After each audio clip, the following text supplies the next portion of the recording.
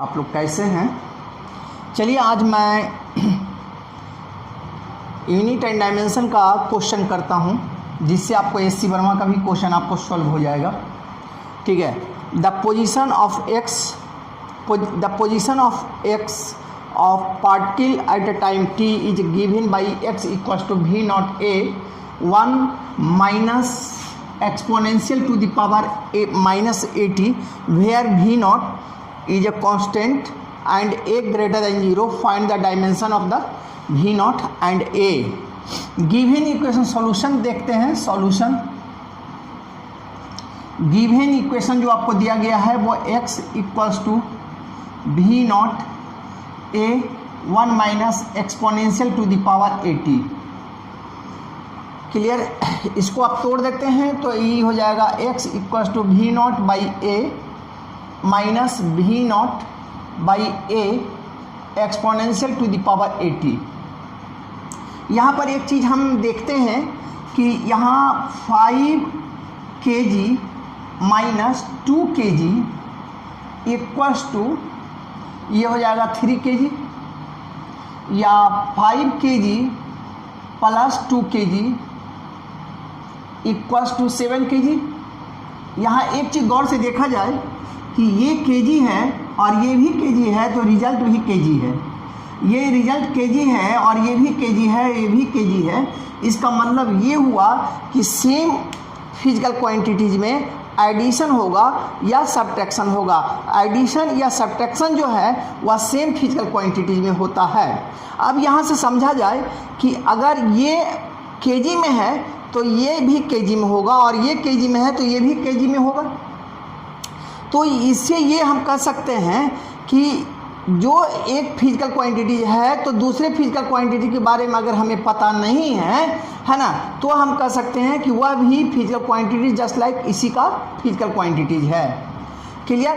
तो यहाँ पर कहता है कि किसी इक्वेशन का लेफ्ट हैंड साइड का डायमेंशन राइट हैंड साइड के प्रत्येक टर्म के डायमेंशन के बराबर होता है। इस कंसेप्ट को अगर हम यहाँ पर यूज करें तो ये इसका डायमेंशन जो है इसके डायमेंशन के बराबर होगा और इसके डायमेंशन के बराबर होगा, पहली बात। दूसरी बात कि एक्सपोनेंशियल पर जो भी पावर होगा वह सारा कांस्टेंट होगा। तो एक्सपोनेंशियल पर जो पावर है वो 80 है, यानी डायमेंशनली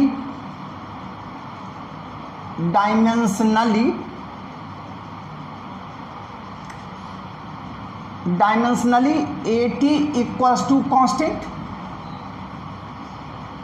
तो a इक्वल्स टू हो जाएगा नो डायमेंशन, कांस्टेंट का कोई डायमेंशन नहीं होगा, और बटा इसका डायमेंशन होगा t, यानी a का डायमेंशन हो जाएगा t इनवर्स 1। क्लियर। यानी इसका डायमेंशन t इनवर्स 1 हो गया। अब ये आंसर हमारे पास यहाँ पर मिल गया। अब दूसरा डायमेंशन हमें निकालना है, तो अगेन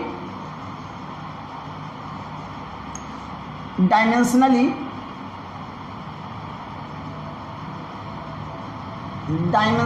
जो होगा वो x equals to we naught by A. तो वी नॉट का डायमेंशन जो होगा वो x इंटू ए हो जाएगा, यानी x का डायमेंशन l और a का डायमेंशन t इनवर्स 1। तो इसका डायमेंशन हो गया lt इनवर्स 1। ओके।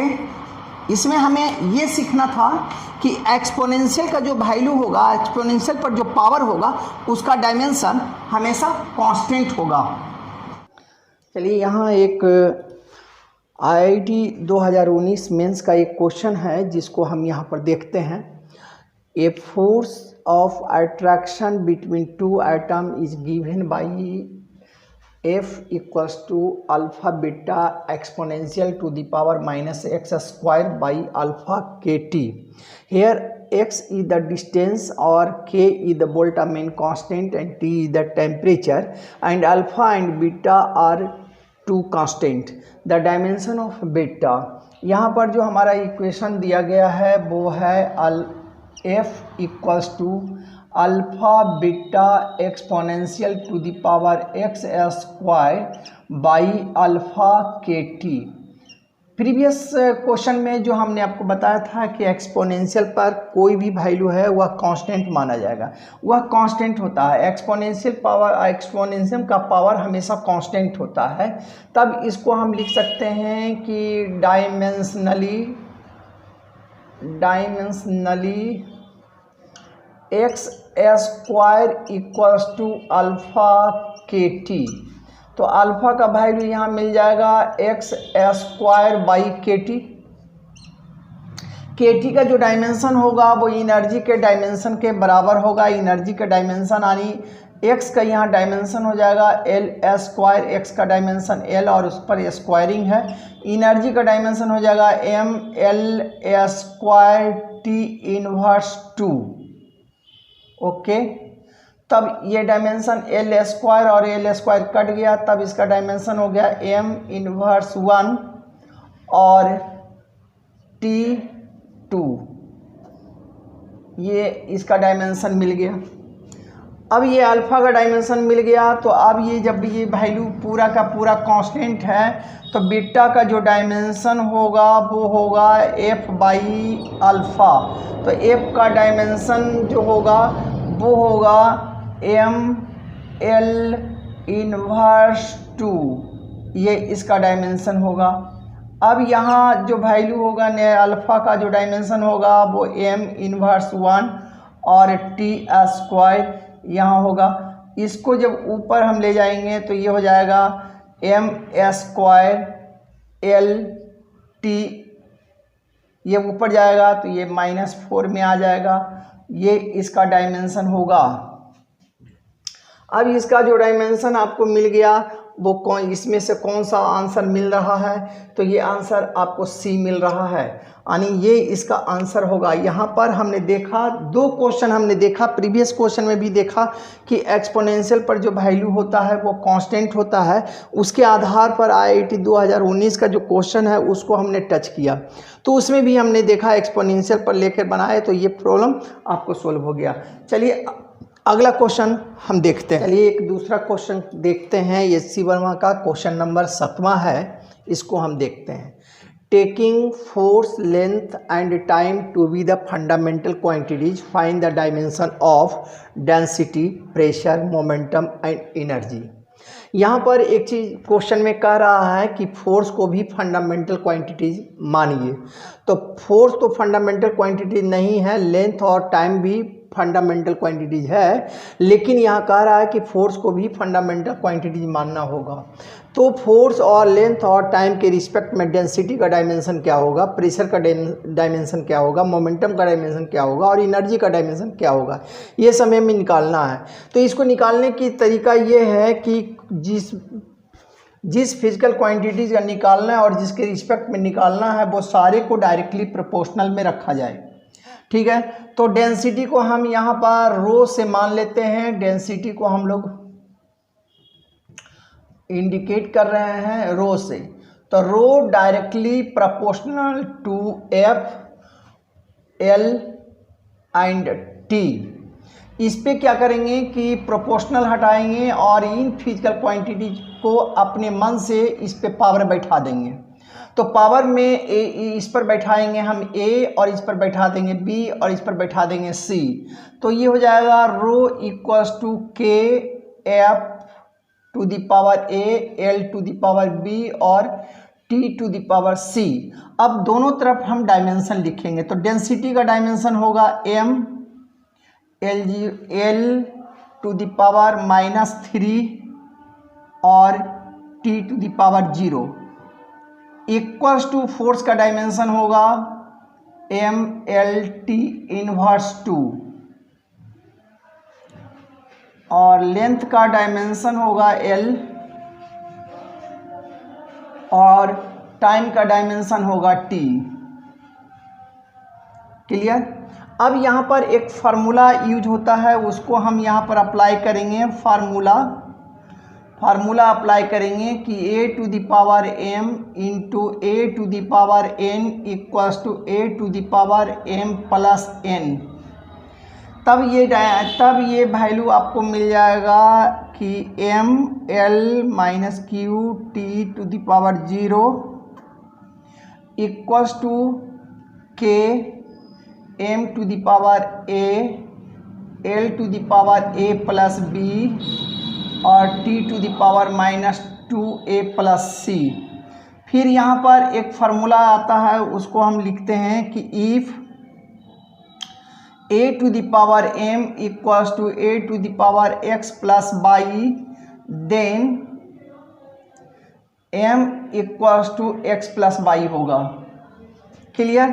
अब इस फार्मूले को अगर हम यहाँ पर यूज करें तो हमारा a का वैल्यू हो जाएगा 1 और a प्लस b का वैल्यू हो जाएगा -3 और -2a प्लस c का वैल्यू हो जाएगा 0। अब इस a का वैल्यू यहाँ पर हम पुट कर दें तो ये हो जाएगा that is b equals to -3 -1 यानी b का वैल्यू हो जाएगा वो 4। यहाँ पर अगर हम वैल्यू 1 a का वैल्यू 1 रख दें तो c का वैल्यू हो जाएगा 2। अब ये फार्मूला हमारा मिल गया कि डेंसिटी इक्वल्स टू मिल गया कि f पर पावर 1 है और b पर यहाँ पर -4 है, b पर यानी l टू द पावर -4 हो गया और t टू द पावर 0 हो गया।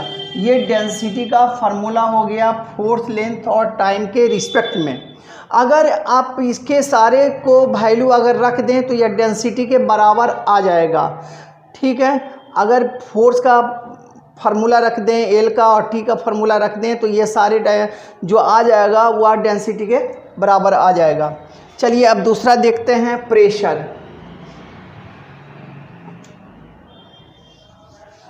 प्रेशर को फिर हम देखते हैं। फिर प्रेशर को भी हम जस्ट एकदम उसी तरह बनाएंगे कि प्रेशर को हम लोग P से इंडिकेट करते हैं। Pressure P directly proportional to F to the power A, L to the power B और T to the power C। P equals to K F A L B और T C। Pressure का dimension लिखेंगे, pressure equal to होता है force by area, तो M L inverse 1 T inverse 2। ठीक है। Force by area, force का dimension होता है M L T इनवर्स 2 और एरिया का हो जाएगा L स्क्वायर, ये ऊपर चला जाएगा तो ये हो जाएगा M L इनवर्स 1 और T इनवर्स 2। अब यहाँ पर ये हो गया K, फोर्स का हो जाएगा M L T inverse 2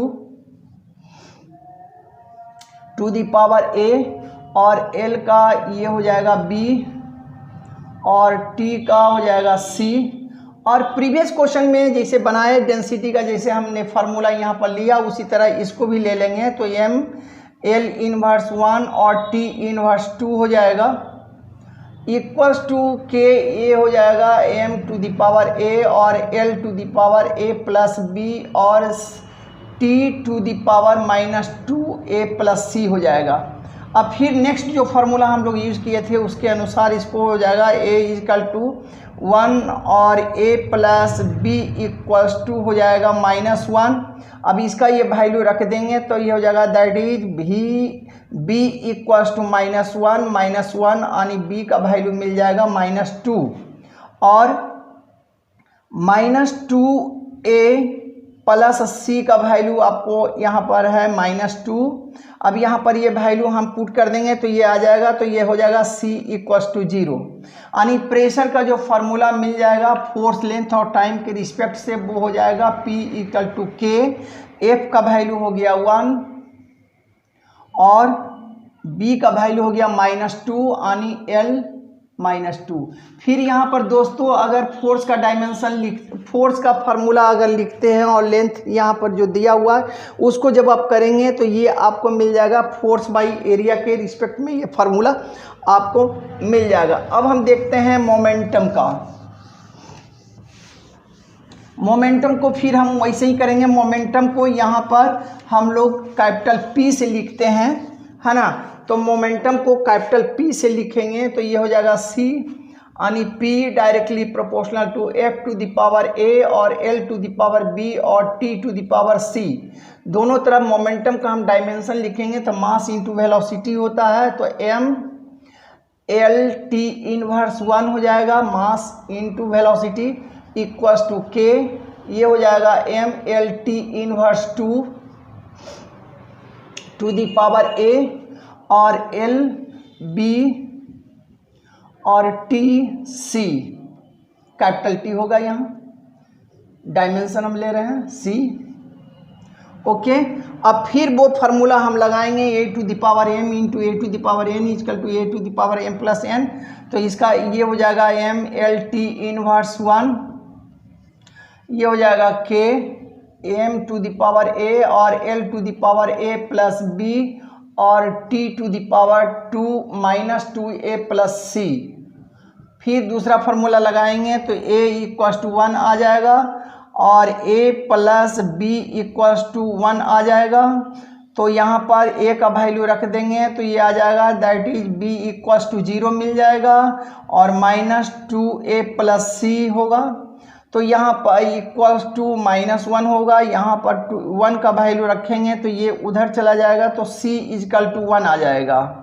okay, यानी मोमेंटम का जो फार्मूला यहाँ पर मिल गया फोर्स लेंथ और टाइम के रिस्पेक्ट से, तो P इक्वल्स टू मिल गया F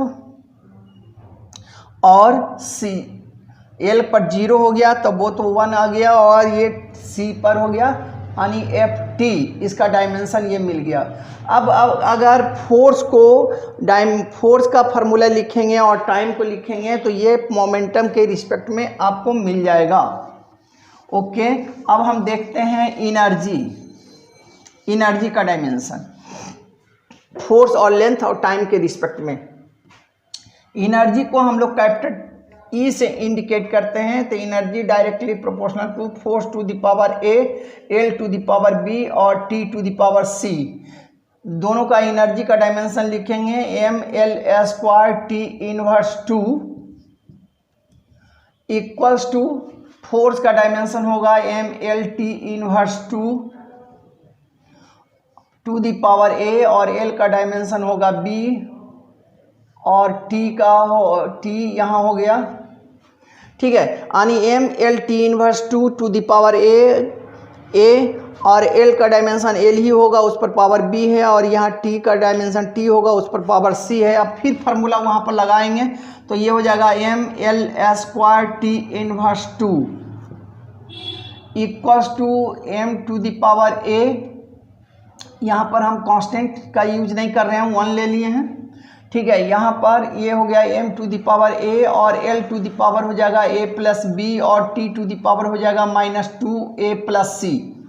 फिर यहाँ पर लिखाएगा तो ये इक्वल्स टू 1 और a plus B equals to 2 और minus 2a plus C equals to minus 2। 1 का वैल्यू इसमें पुट करेंगे और इधर ले जाएंगे तो ये मिल जाएगा, b का वैल्यू मिल जाएगा हमको 1, और इसमें 1 करेंगे तो इसको उधर ले जाएंगे तो ये हो जाएगा 2 और 2 प्लस चला जाएगा, 2 माइनस चला जाएगा तो ये चला जाएगा 0, यानी इसको हम जब सोल्व करेंगे तो c का वैल्यू आ जाएगा 0। अब यहाँ पर जो फार्मूला मिल जाएगा एनर्जी का, जो फार्मूला मिल जाएगा वो फोर्स टू द पावर 1 आ गया और L टू द पावर 1 आ गया और T टू द पावर 0 आ गया, यानी एनर्जी का फार्मूला ये मिल गया।